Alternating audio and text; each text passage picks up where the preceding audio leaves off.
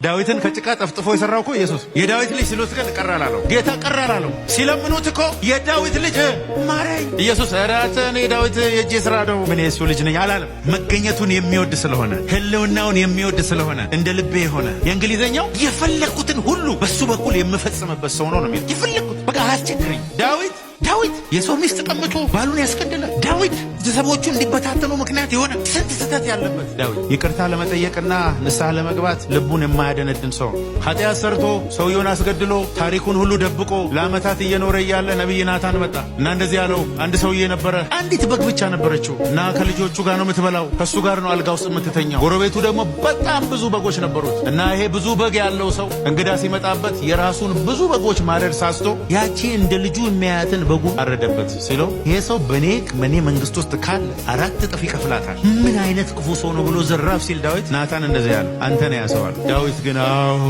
እኔ ነኝ፣ በደለኛ ነኝ። ጌታ ሆይ ማንኛውንም ቅጣት እቀበላለሁ፣ አንድ ቅጣት ግን አልቀበልም። ቅዱሱን መንፈስ ከኔ ላይ ከፊት አትጣለኝ፣ የቀናውን መንፈስ በውስጤ አድስ። በሂሶጵ እርጨኝ እነጻማለሁ፣ ከበረዶ ይልቅ ነጭ እሆናለሁ።